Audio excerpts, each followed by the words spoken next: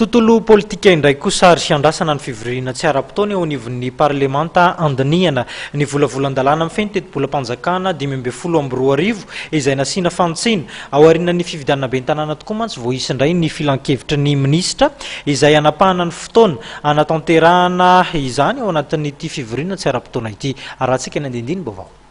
Hatreto mbola tsy fantatra ny fotoana isian'ny fivoriana tsy ara-potoana eny anivon'ny antenimieram-pirenena. Fotoana izay andinian'ireo solombavam-bahoaka ny volavolan-dalàna 2022. Miandry ny fitongavan'ny fivoriana isika.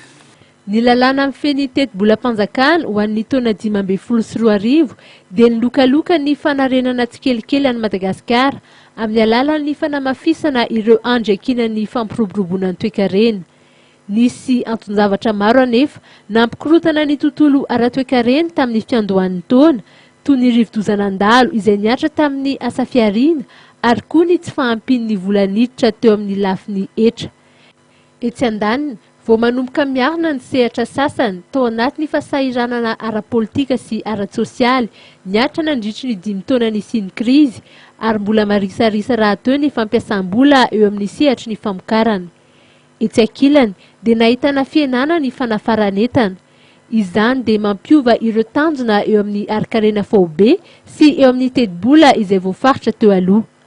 Arak'izany, ilaina ny fanitsiana ireo tanjona napetraka amin'ny lalàna amin'ny fenitetim-bolam-panjakana 2022.